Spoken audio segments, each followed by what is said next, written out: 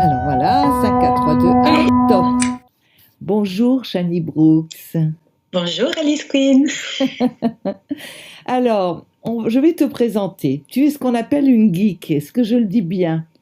Oui, ça va. C'est Bon, bien prononcé. bon. Et s'il y en a qui comprennent pas ce que je veux dire, eh ben, il faudra lire tes livres et là, ils auront tout compris.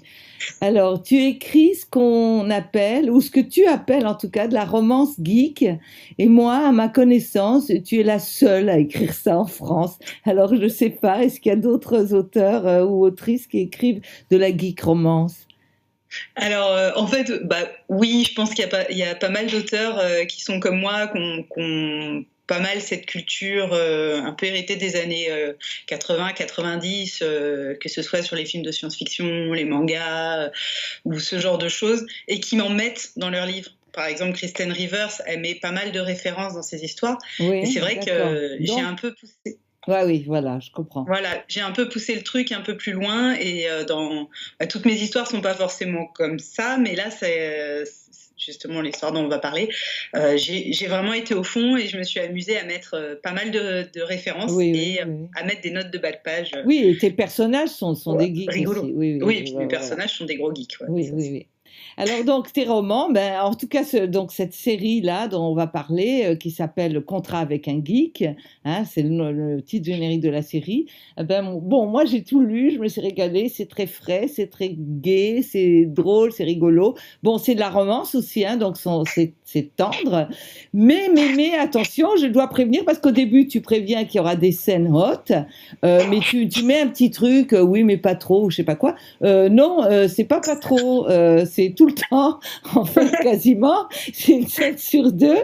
Alors, et ce qui m'a vraiment intéressé et plu, c'est que dans ces scènes, disons, épicées, tu utilises un langage qui, bon, je lis peut-être pas suffisamment de romances pour vraiment comparer, mais de romances avec des scènes comme ça, de new romance, mais j'ai l'impression que ton langage est très éloigné de ce qu'on trouve habituellement dans la new romance et dans les codes habituels, parce que le langage est direct, les scènes sont très très décrites, assez crues parfois. Alors je sais pas comment c'est dans les autres new romances, mais j'ai l'impression que toi tu y vas quand même. Oui, enfin c'est comme dans la vie quoi. Enfin Oui, voilà, voilà, voilà. en fait, je me suis pas vraiment posé de Non, questions. Hein. oui, C'est oui, à partir du moment où j'écrivais une histoire d'amour, je me suis dit, est-ce que je mets un fondu au noir, tu sais, comme dans les films, avec la oui. musique, machin, ou est-ce que je décris le truc?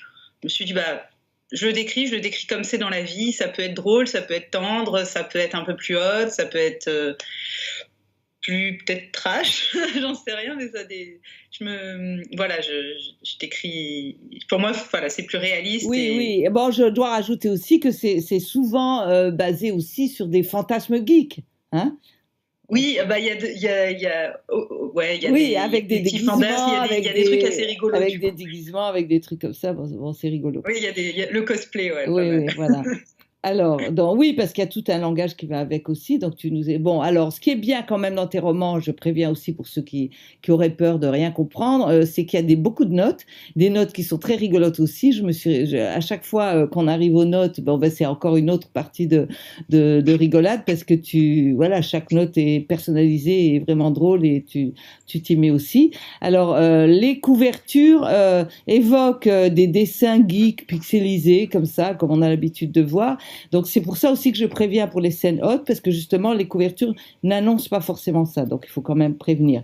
Bon, il faut Ouais. aussi rajouter que tout ça est très féministe aussi, hein. On n'est pas dans de l'érotisme, voilà, qui pourrait faire frémir certaines féministes, pas du tout, parce que on est, voilà, c'est écrit par une, en tout cas notre héroïne, elle l'est quoi. Elle Et elle rigole passe pas. son temps, elle rigole pas avec ça, et elle passe son temps à se battre hein, et à essayer bon, et avec toutes les contradictions que ça peut amener, à essayer de mener de front une vie de battante, on va dire. Et puis en même temps, elle a un côté petite fille qui a besoin de protection, etc. Donc bon, ça fait un beau contraste. Donc tu viens de terminer le quatrième tome qui sort. Alors il est sorti. Il est sorti, voilà. Je viens de finir le 5e, je viens de finir la saga en fait. Ah d'accord, qui sortira quand au mois de mai. Le 18 mai. Ah, donc on est à cheval entre la sortie du 4 qui vient d'arriver et le prochain qui arrivera en mai, voilà. Donc ah oui, mais attends, pardon, parce que là, à l'heure où on enregistre et à l'heure où passera cette vidéo, c'est pas la même. Donc lorsqu'elle passera, ton dernier tome sera sorti. Voilà. Oui, c'est ça, tout sera sorti. Mais moi, je l'ai pas lu, ce dernier tome, on est d'accord. Oui, il vient de sortir des mains des bêta-lecteurs. Ah d'accord, ok. Donc on ne pourra pas en parler, on va parler on va parler de toute la série, oui. Alors ça s'appelle pas des tomes, ça s'appelle des niveaux, niveau 1, niveau 2, niveau 3, comme dans un jeu voilà, vidéo. Et donc le premier c'est Ami et Sexy Alchimie. Le deuxième c'est Colloque et Câlin volé. Le troisième c'est Sex Friends et Charming Geek. Et le quatrième, Amant et Attachant. Voilà. Donc, il faut que je prévienne aussi qu'il existe sur ta page, si on va sur ta page d'auteur Amazon, il existe un tome à part, un hors-série, qui est que tu as nommé démo. Entre histoire comme toujours en référence aux jeux vidéo, voilà. En fait, c'est le début de l'histoire qui est gratuit. Voilà. Et donc, c'est le début, c'est le tout début. Ouais. D'accord, ok. Voilà, c'est gratuit, on peut le lire et ça peut donner envie de lire la suite. Ben, moi, je ne l'ai pas lu, le démo, alors il faudra que je le lise. Bon, alors, c'est la même chose, c'est le premier chapitre. Ah, c'est le premier chapitre, d'accord. Okay. C'est le premier chapitre. D'accord. Alors, je voudrais que tu essaies de nous dire, mais alors vraiment en très très très condensé, quelques mots sur ta série. Comment tu la présenterais si tu devais faire un pitch? Allez, devant t'as 15 secondes. Oups. C'est l'histoire d'une jeune femme, fan de Star Wars et qui croit qu'on n'a pas besoin des hommes. Et donc, elle a une start-up dans la chimie et tout va bien pour elle jusqu'au moment où sa start-up se retrouve en faillite. Et là, elle retrouve un ancien camarade de lycée, Tomasi, qui lui a fait fortune dans le jeu vidéo et qui accepte de lui prêter de l'argent contre un petit contrat entre amis. Voilà, ils ont toute une histoire non terminée entre eux depuis le lycée et voilà, ils se retrouvent à ce moment-là. Et on va suivre un peu l'évolution de ces personnages qui ont chacun leur propre problème d'attachement. Donc elle pense qu'elle n'a pas besoin des hommes, lui il veut pas s'engager et à travers leurs péripéties, lui doit sauver son studio, elle doit sauver sa start-up. On est quand même un peu dans le monde du travail. Et puis leurs histoires geeks, faut savoir que donc Jessica est fan de Star Wars, lui il est fan du Seigneur des Anneaux, donc des fois ça clash un peu. Et donc on suit vraiment la progression des personnages dans leur vie, dans leur tête. Elle est plutôt science-fiction et lui, il est plutôt fantasy, en fait. C'est ça. C'est ça. Oui, voilà. Oui, en fait, il est un peu plus olé, elle est très terre-à-terre.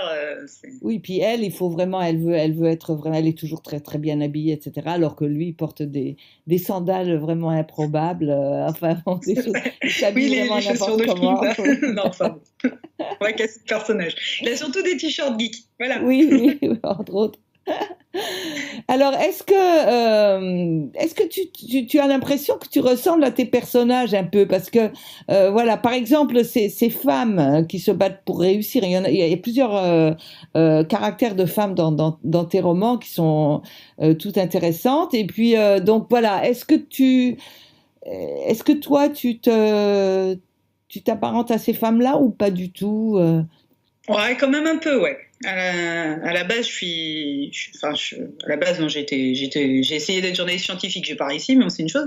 Mais j'ai été consultante pendant pas mal d'années dans la grosse boîte de consulting en costard et tout, où il faut se battre avec ses collègues qui ont la langue bien pendue et qui savent bien lécher les fesses pour avoir des promotions. Enfin, tu vois le truc. Ouais. Et c'est vrai que j'ai gardé ce côté. Et puis, je suis entrepreneur maintenant. J'ai créé ma boîte, mon activité, je la fais en freelance, et puis j'essaie de me lancer dans l'écriture.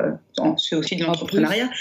Ouais, donc j'ai quand même ce côté-là de femme d'une battante, ouais, et puis qui se laisse pas marcher sur les pieds par les bonhommes, quoi. Oui. Bon, ça, d'accord. Ok. Alors, est-ce qu'il y a dans tous tes romans un personnage que tu aimes plus que les autres? Pour l'instant, comme j'ai fait juste une saga, après j'ai d'autres romans qui vont arriver. Non, mais dans ta saga, dans j'aime bien cette saga. Tomasi quand même, hein. J'aime bien mon héros. T'aimes bien J'aime bien Tomasi, oui, oui, oui.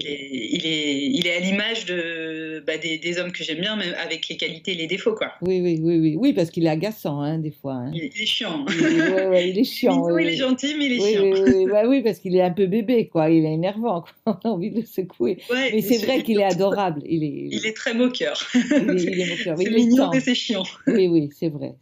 Parce que il n'est pas vraiment aussi enfant qu'il veut bien le montrer. Enfin, on ne sait pas, hein, parce que finalement, je suis encore en plein suspense, puisque je ne sais pas comment ça va finir. Bon, donc, alors, comment justement ces personnages masculins?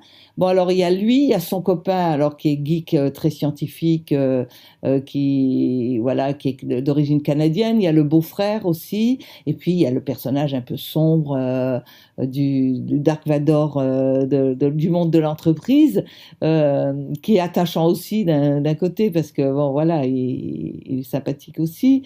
Oui, quand même. Oui, il est comme il est. Oui, il est comme il est, oui, voilà. Alors, comment est-ce que tu les construis, tes personnages? Où tu vas les chercher?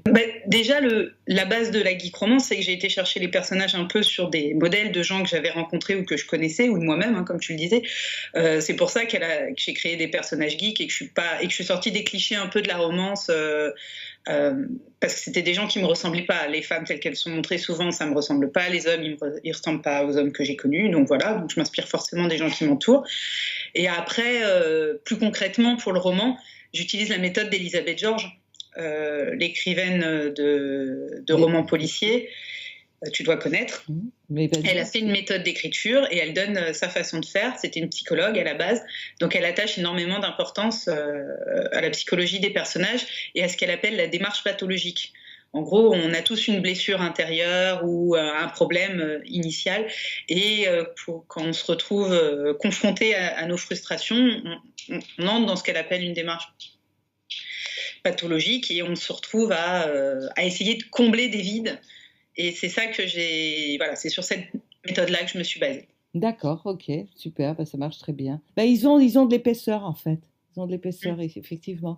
Mais je me dis que peut-être que dans la romance, les personnages masculins correspondent plus à des fantasmes, que personne ne les a vraiment connus. Quand tu dis je n'ai pas connu des hommes comme ça, je pense que personne ne rencontre des hommes comme on voit dans la...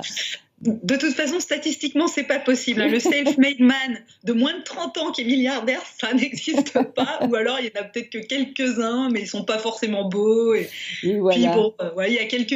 En plus, oui, il y a quelques geeks qui sont vraiment dans le Mark Zuckerberg, Bill Gates à son époque. Ils correspondaient aux standards de la romance.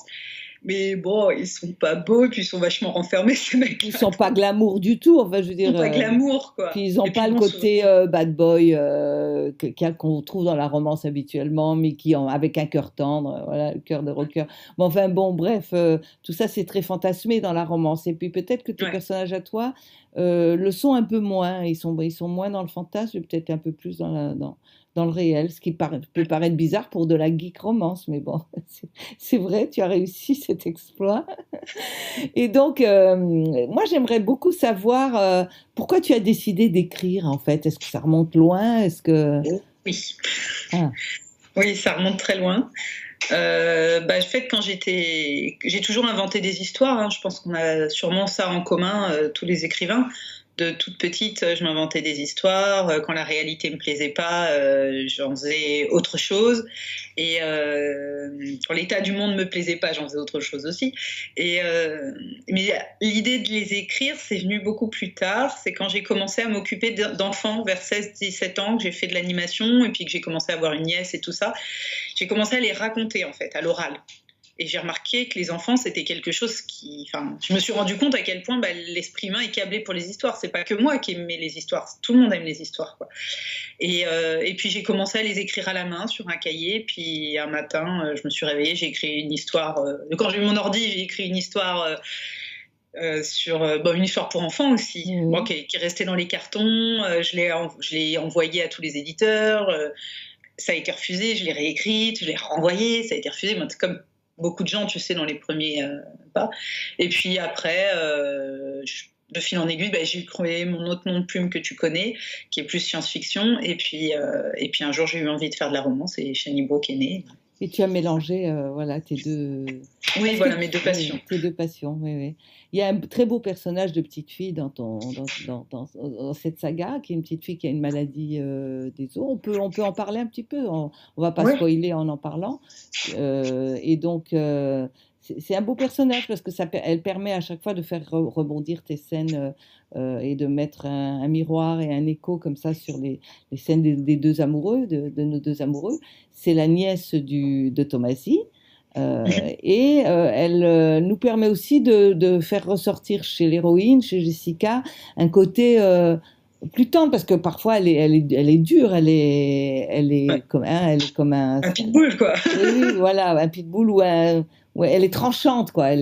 Parce qu'elle se force toujours à être comme ça, mais cette petite fille réveille en elle de l'empathie. Voilà, en fait. Elle a de l'empathie pour elle et ça réveille en elle sa propre enfance aussi.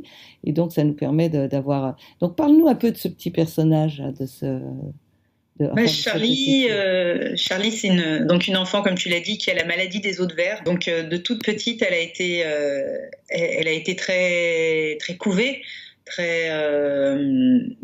Voilà, dès qu'elle tombe, elle se casse quelque chose. Donc, forcément, elle a été surprotégée, cette enfant. Et elle arrive vers les 13 ans, elle a besoin de s'émanciper, elle a besoin de liberté, et puis c'est quand même frustrant comme maladie. Et c'est vrai qu'elle s'attache, elle a aussi des gros problèmes à l'école parce que les enfants, surtout au collège, ils comprennent pas la différence, ils comprennent pas non plus les privilèges qu'on peut donner à un enfant malade. Et donc du coup, elle est à part, elle a pas d'amis, à part un garçon un peu différent des autres qui est pourtant une racaille, mais qui l'a pris un peu sous sa protection. Et donc, elle s'attache beaucoup aussi à Jessica, parce que ça lui fait une copine, quelque part, vu que Jessica est aussi une femme enfant, donc elles ont quelques accroches. Et donc, voilà, on suit beaucoup le parcours de Charlie, et justement dans le 5e tome. On la voit plus, parce que je me disais que c'est un personnage qui pourrait faire l'objet d'un spin-off après, qui se passerait plus tard, quoi. Où on avait, oui, c'est vrai que sa vie sera jamais facile. Oui, ça sera jamais facile.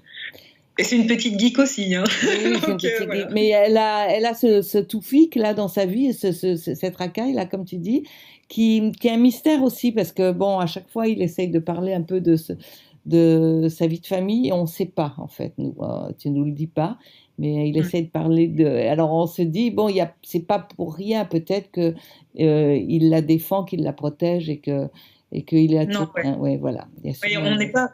Surtout quand on a 15-16 ans, on n'est pas empathique et compréhensif pour rien. Non.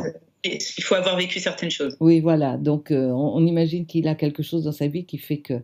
Et bon, alors on attend que tu le... Alors donc... Bon, écoute, moi, je vais lire, c'est le moment où je vais lire un extrait, et c'est vraiment un moment que j'adore dans ces entretiens. Et simplement, je vais dire que je ne sais pas, c'est toi qui l'as choisi, tu viens de me les envoyer, je ne sais pas de quel moment il s'agit, mais tu m'as dit que c'était extrait du niveau 1, donc voilà. Ouais. Alors, je vois que c'est le moment où elle va rentrer en boîte. Ok. Alors, hello les filles, j'ai quelque chose à fêter. Qui est dispo vendredi pour une soirée au bateau Happy? Parce qu'elle passe son temps à envoyer des SMS ou des messengers, je sais pas, sur son groupe. Donc, ça, c'est un groupe de ses copines. Donc, elle envoie tout le temps des messages quand elle a des petits problèmes, et elle espère à chaque fois avoir du soutien ou des réponses. Elle reçoit 3 réponses de Gabriella, Tiffen et Sabrina. Le lendemain, à 18h, les filles sont sur le pont.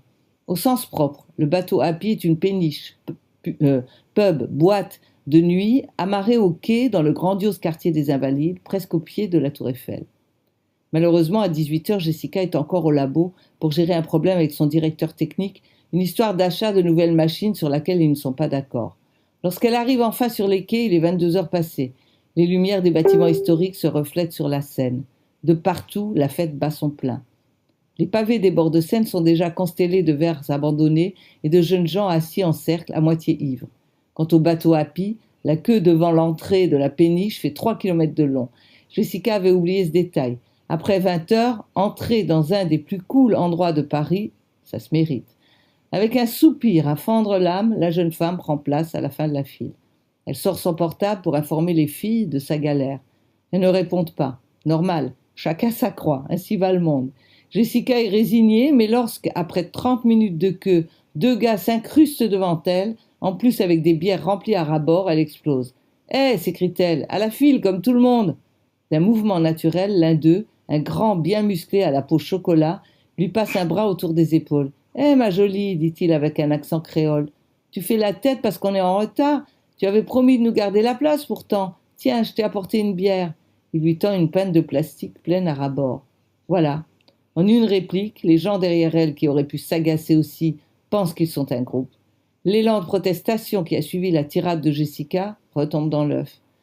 Une incruste digne d'un maître Shaolin. La jeune femme ne peut s'empêcher d'admirer la performance. Jessica saisit la bière et trinque avec les deux incrusteurs. Ces deux ingénieurs font de bons comparses avec une discussion sur les thermoplastiques du futur et un débat sur la série Fear the Walking Dead. Je mal dit, mais bon. Remake pour adolescents ou essai philosophique. Enfin, Sabrina, un peu plus mère poule que les autres, lui envoie un message. Tu veux que je vienne attendre avec toi? Pas la peine, je me suis fait des potes. C'est la devise de Jessica. Quand on l'abandonne, elle ne s'accroche pas. Elle va de l'avant et se fait de nouveaux amis. Elle a toujours fonctionné ainsi. Voilà, on a vu un petit peu une facette de son caractère, de sa personnalité, de comment elle s'adapte, de son sens d'adaptation. Et puis bon, on voit aussi, j'ai peut-être mal lu, mais bon, comment fonctionne l'humour sur les références, en fait, etc. Donc tu as bien choisi l'extrait, c'est bien. Merci. Extrait 2. Une fois parvenu dans le... alors ça, c'est Tomasi qui lui a offert une surprise et ils sont dans une maison hantée. Ça existe ça à Paris vraiment? Oui, il existe le manoir. J'ai totalement inventé les scènes. Hein. Ah oui, d'accord. Non, ça n'existe pas comme ça. J'ai réinventé le manoir de Paris. C'est un peu mon manoir de Paris fantasmé. D'accord, voilà. D'accord. Une fois parvenu dans le nouveau couloir de la maison hantée, Tomasi éclate de rire. T'es un vrai pitbull, toi.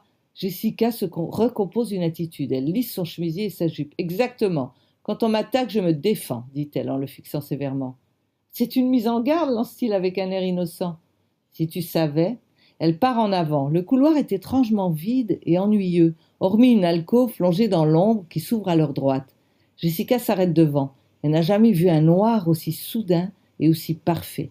Elle sait que certains revêtements à base de nanoparticules peuvent véritablement voler la lumière, mais ça doit être très cher, trop pour une maison hantée.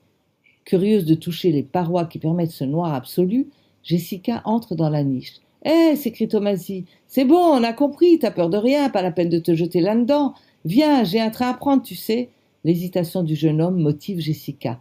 Elle s'enfonce plus avant dans la nuit, les mains tendues devant elle. Ses paumes se heurtent bientôt au mur du fond. Elle tâte de droite et de gauche pour s'assurer qu'il n'y a personne, puis se retourne vers Tomasi. Depuis son antre noir, elle l'observe. Lui est incapable de la voir, et ça le met très mal à l'aise. Comme toujours, il réagit en déblatérant des bêtises. « Sors, Jessica, allez, fais pas ton araignée bouffeuse de lumière. On n'est pas au Mordor, et tu es assez monstrueuse comme ça. »« Ok, merci pour l'insulte. Toi, mon coco, tu vas payer. » Elle réfléchit à sa vengeance. Celle-ci est toute trouvée. Le faire crier comme une fille, ça sera facile, il a peur du noir, même s'il crèvera plutôt que de l'admettre. Malgré ses manières de gamin, il est aussi orgueilleux que n'importe quel homme. Gêné de sa faiblesse, il passe une main derrière son cou, geste de réconfort inconscient. Son t-shirt trop large glisse en dévoilant la naissance d'une épaule. Sa nuque est appétissante. Aucune créature des ténèbres n'y résisterait. Jessica se rapproche à pas de loup. Soudain, comme une menthe religieuse, elle détend ses bras et l'attrape par le col pour l'entraîner dans son repère. Alors que la nuit se referme sur eux, elle le plaque contre le mur. Il se fige aussitôt, surpris ou terrifié peut-être. Elle prend une voix caverneuse. « Je vais te dévorer. » Elle plonge son visage dans son cou pour le mordre, s'attendant à ce qu'il lutte pour se dégager. Il n'en fait rien. Il frémit à son contact, puis penche la tête en arrière en lui offrant sa gorge. Un tressaillement électrique parcourt Jessica.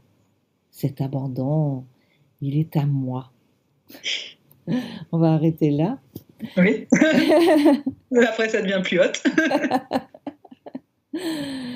Alors, la question que je pose à tous, et ça intéresse aussi les auteurs qui regardent. Donc, tu rédiges comment? Parce que là, c'est une saga en plus, il faut vraiment tenir la longueur et pas perdre les promesses, etc. Donc, Ouais. tu rédiges un plan ou tu écris au fur et à mesure? Alors, non, non, là, cette histoire, bah, j'ai différentes façons d'écrire, hein, selon les histoires, selon le moment, comme tout le monde. Là, cette histoire, il y avait un plan quand même. Donc, j'ai fait mes fiches personnages qui étaient très détaillées. J'en ai sorti. Je fais aussi un truc de la méthode Flocon, c'est d'essayer de voir l'histoire par les yeux de chaque personnage. Et ça m'en a sorti un plan macro Ouais. que j'ai bien peaufiné en essayant de voir. Mais déjà, le tout premier plan, tu l'as vu, toi. Oui. Tu te rappelles pas? Ah Tu l'as oui, relu. oui, c'était ça, d'accord. Oui, tu avais déjà vu un premier plan qui manquait de profondeur en fait. Je pense que je l'avais écrit avant même de faire cette technique dont je t'ai parlé. Et après, j'ai rajouté, et c'est pour ça aussi que mes personnages passent des niveaux. J'ai vraiment rajouté le côté progression des personnages, et à chaque tome, je me suis dit, mais en quoi ils vont progresser? Qu'est-ce qui va changer? Qu'est-ce qu'ils doivent surmonter? Et je l'ai vraiment bâti comme une série, avec un mini fil rouge au sein de chaque niveau, et un fil rouge sur l'ensemble Général. de la saga. Donc ouais, là, il y a quand même un bon plan. Oui, Et même si après, une fois que je suis dans l'histoire, les personnages ont le droit de faire ce qu'ils veulent, hein. Je les bride pas non plus, hein, mais voilà, d'accord. il y a quand même un plan là. Oui, oui, oui, oui. Ce qui évolue de toute façon, de façon voilà, vraiment évidente, c'est leur relation. Oui, Ça, c'est sûr. Et du coup, comme la relation évolue, ça veut dire qu'eux aussi, ils sont oui. obligés. En fait, ils sont un peu, ils courent derrière une relation qui évolue peut-être plus vite que eux et Oui, qui les oblige à effectivement. évoluer, qui les oblige à C'est ça. évaluer. Ouais. Parce qu'en fait, Ouais, voilà, l'amour se développe et leur relation aussi. Et ils sont même surpris eux-mêmes par ce qu'ils attendent de cette relation de plus en plus, alors même que ouais, eux, ils ne se sont pas rendus compte qu'ils avaient changé, quoi, en fait. ouais. Bon, c'est des personnages qui sont jeunes, il faut le dire aussi, donc bon, ça, voilà. Et puis c'est Oui, un petit peu pour les deux, même si ils ont vécu des choses déjà avec eux, on a vraiment l'impression que c'est le premier amour, parce que c'est le premier vrai amour, on a l'impression. ouais, d'une certaine façon, Oui, ouais. oui. Ouais. Alors, on est vite addict à ton écriture, à tous ces jeux. C'est surtout l'univers, quoi. C'est l'univers ludique, c'est les personnages marrants, c'est les jeux qu'ils font entre eux en permanence. Alors, moi, je comprends pas toutes les références, mais j'en Ouais. comprends quand même pas mal. Hein. Je suis pas si idiote que ça non plus. Donc, en Mais fait, c'est oui. juste des références, hein. Non, les références qui m'échappent le plus, c'est toutes celles qui concernent justement les personnages de manga Ah, et de jeux vidéo. bah oui, peut-être le jeu vidéo, ouais. Le manga, j'en parle pas beaucoup vu que j'aurai d'autres histoires plus avec des otaku. Donc des fans de manga. Là, c'est vrai que le jeu vidéo, c'est pas toujours facile. Le Oui, héros, des fois, est peut-être difficile à suivre. oui, voilà, voilà. Alors bon, il y a tes notes, bien sûr, mais bon, c'est rigolo parce que je découvre des trucs et puis bon, ça m'amuse. Mais c'est vrai que toutes les autres références, ça fait référence à des grands classiques, hein. Oui, Ça- voilà, ah oui, oui, Spielberg, là, hein, on de n'a toute pas façon. de, voilà, ça peut aller même de Disney, des princesses de Disney, en passant par Harry Potter, voilà, le Hobbit, ouais, le Seigneur des Anneaux, donc Alien, on a les Gremlins, voilà, on a toutes sortes de références qui sont les références de tout le monde en fait, de tous Ouais. les gens qui regardent des films, quoi, voilà. Mais je suis un peu en manque parce que quand on arrive au bout, ben voilà, donc le prochain tome, enfin donc celui qui vient de sortir là, le 18 mai, il termine la saga?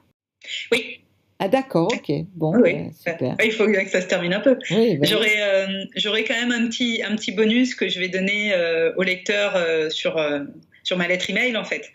Euh, c'est un petit niveau 6 Oui, qui n'est pas encore d'accord. écrit, lui, par contre, mais que je donnerai en plus, qui est, on va dire, voilà, pour ceux qui en veulent encore à la fin, je Il y referai aura un un petit petit truc, il y aura mais un petit bonus. Mais ouais. ah oui, alors il y a autre chose moi que j'ai pas compris. Alors là, pas du tout.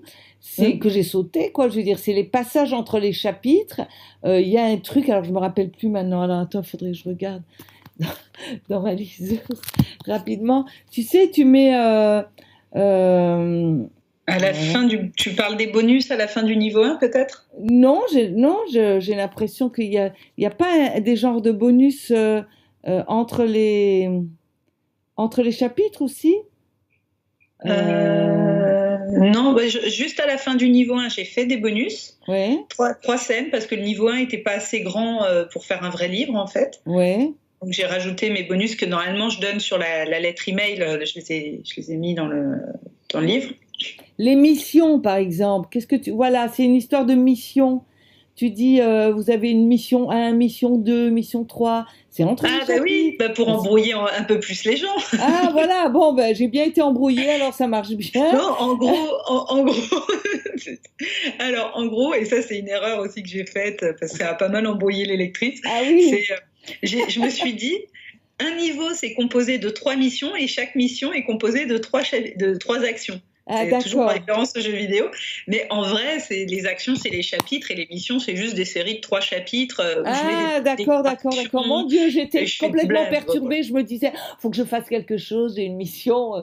Mais alors, je comprenais pas où il fallait cliquer. J'essayais de cliquer, ça m'amenait nulle part. T'as cru que c'était un jeu vidéo? Oui, j'ai cru qu'il fallait cliquer, qu'on allait être emmené quelque part. Enfin, bon, Ah, mais j'aurais dû, mais oui. oui, mais c'est en tout cas en e-book, quoi, comme c'est possible de cliquer, de faire des choses comme ça. Donc, Ah alors ouais. par ailleurs, je me suis inscrite à ta newsletter, donc je reçois aussi les bonus, mais j'ai l'impression que les bonus sont aussi déjà dans les romans, non? Parce que j'en ai lu certains que j'avais déjà lus. Alors après, du coup, je les ai Mm. plus lus. Enfin bon, c'est un peu compliqué Ah ton. zut, t'as reçu des bonus que t'avais déjà lus. Ah bah il faudra que je regarde ça. Après je suis pas toujours carré sur J'ai les outils l'impression, informatiques je non me plus. trompe peut-être, hein, c'est peut-être moi, hein, mais parce que je l'ai lu en D'accord, plusieurs phases, la saga. Donc, d'accord. j'ai l'impression qu'il y avait à la fin du premier niveau, on va dire premier tome, des bonus déjà. Ouais, il y en a déjà. Oui, c'est ce que je te disais. J'en ai mis 3 parce que le premier niveau pour faire un vrai livre, il était un petit peu léger. Ouais, enfin non, quand même, hein, non, non, je préviens quand même les lecteurs qu'il y a quand même de quoi lire, hein, c'est pas Oui, si enfin, court que léger ça. pour moi. D'habitude, je fais des Oui, bouquins de 500 pages. Donc, ah, voilà, ça d'accord, m'avait un peu d'accord. Non, non, étonné. non, non, c'est des vrais bouquins, hein, ouais, ouais, ils sont gros, hein, ils sont pas. Mais en tout cas, ce que je veux dire, c'est que après, j'ai reçu des trucs de ta newsletter. Alors, c'était peut-être que dans la première, j'ai l'impression que ça reprenait les bonus de la fin du premier niveau. Alors, voilà, Ah bah, il faudrait que je regarde, oui, le premier que j'ai mis, il faut que je regarde. Ouais. voilà. C'est de la backstory de Jessica. Mais après, c'est vrai qu'aussi, quand je fais une scène de backstory Oui, sur le passé d'un personnage, j'en ai déjà parlé dans la saga, en fait. oui, oui, J'en c'est ai parlé, ça. mais j'ai pas montré la scène, en fait. C'est Ah, que là, je me voilà. projette dans le passé, des fois. Voilà, voilà. Donc, mais bon, c'est chouette parce qu'en tout cas, dans les newsletters, on revit des moments et tu mets donc effectivement des scènes qui peuvent nous expliquer l'enfance du personnage, par exemple, une scène de son enfance ou une scène ou ce qu'elle a pensé à tel moment et qui est pas forcément dans le roman. Donc, on continue à baigner dans l'univers. Alors, ton prochain projet, c'est quoi? Alors, rien à voir. C'est bien, c'est bien. Ouais, tu serais déçu. Non, pourquoi? Moi, Euh, j'aime tout, hein, tu sais. Ah ouais, on va voir. Alors, j'ai coutume de dire des fois en rigolant que j'ai 2 personnalités. Bon, plus si on compte l'autre nom de plume et la vraie vie. Mais j'ai Pink Shani et Dark Shani. Donc Pink Shani, elle a écrit Contrat avec un geek et elle écrira d'autres geek romances très mignonnes, comme ça, fun, psychologique, tout ce que tu veux. Et il y a Dark Shani qui écrit des choses plus sombres. Et donc de toute façon, je vais tout le temps alterner entre ces 2 types d'histoires qui m'apportent quelque chose de différent. Et donc là, ma prochaine, ça va être une dark. En fait, une dark romance. Alors, pas vraiment dark romance au sens de ce qu'on entend habituellement. Moi, j'appelle ça de la romance dark side, parce que c'est le côté obscur.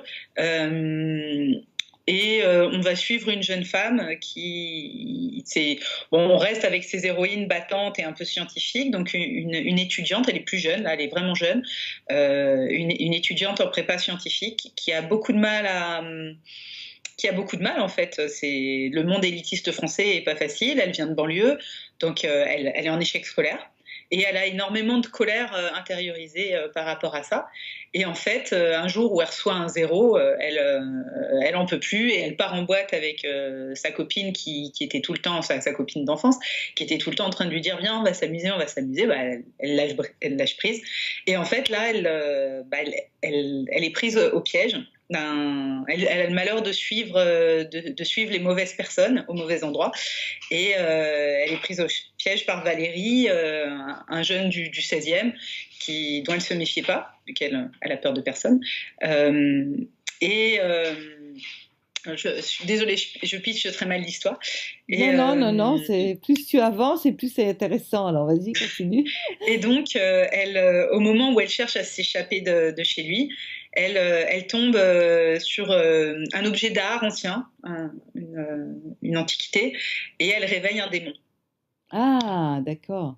Donc c'est une romance paranormale avec ce côté un peu que j'ai aussi de fan de Lovecraft, fan d'Edgar Poe, fan des histoires, tu sais, même Baudelaire, c'est un peu fantastique, on ne sait pas où est la réalité, donc voilà, ça va te parler ça. Et en même temps, c'est de la dark romance parce et on suit, en fait, le démon va lui dire, moi je peux te donner la puissance. Elle fait un pacte avec un démon en fait pour devenir plus forte, pour pouvoir se venger de Valérie et de la vie en règle générale. Donc on suit vraiment au-delà. J'adore. Mais c'est vraiment violent. Là, Alice, et puis pareil, il y a des scènes hautes et vraiment plus crues que voilà. Bon, là, mais alors, je crois que tu n'as pas lu tous mes romans, alors. Oui, je savais pas que tu faisais. Non, je fais pas de la dark romance, Mais bon, j'ai un côté sombre aussi, comme tout le monde, voilà. Mais j'évite parce que bon, maintenant je privilégie le côté pink. Alors donc, est-ce que tu pourrais, oui, parce que c'est l'âge qui fait ça aussi, et voilà. Enfin, ce qui a fait ça chez moi. J'ai décidé. Là, j'ai les enfants, voilà. Oui, j'imagine on s'adoucit avec les enfants. Oui, c'est pas non, je suis pas plus douce à l'intérieur, mais j'ai choisi de me dire la vie est courte et je veux faire de ce monde quelque chose de doux, voilà. Oui, je comprends ce que tu ressens. Moi aussi, j'ai justement l'envie d'écrire de la geek romance et de montrer des héros qui sont empathiques, parce que Tomasi, il est aussi chiant qu'on veut, mais c'est quelqu'un qui a de l'empathie, c'est pas un connard, c'est pas un psychopathe. J'ai envie de montrer d'autres modèles masculins. Et donc voilà, je comprends ce que tu ressens et c'est vraiment quelque chose que j'ai dans la vie qui commence. Après, j'ai besoin aussi de comprendre ce qui va pas dans la tête des êtres humains aussi. C'est pour ça que j'ai le côté dark. C'est, on va dire, j'ai besoin d'analyser ça, d'exorciser des démons. Oui. Puis on a tous à côté comme ça. Bon, après, justement, c'est des histoires de choix. Et puis bon, de toute façon, on écrit ce qu'on a envie d'écrire. Hein. Bon. Bon, exactement. Alors, donc, on va terminer. Alors, je sais pas combien de temps ça a duré, on verra. Qu'est-ce que tu dirais pour terminer? Parce que souvent j'ai l'habitude de demander si l'écrivain a un secret, a une devise, un conseil à laisser aux jeunes auteurs en herbe ou à tes lecteurs. Si t'en as pas, mais si t'en as, j'imagine des devises, il y en a dans. Il y a je dirais que la devise en tant qu'auteur, moi, c'est Madame Ada Dane. C'est une expression japonaise qui est dans un manga qui signifie que les jeux ne sont pas faits en fait.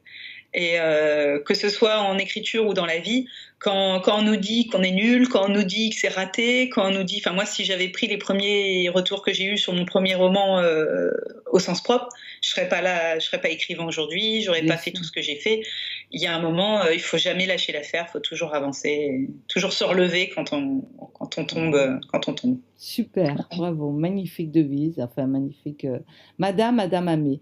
Ok, tu me l'écriras et je l'écrirai dans l'article. Bon, en tout cas, c'était génial, super, Shani, j'étais très contente de retrouver. Est-ce que, oui, voilà, tu peux dire au revoir.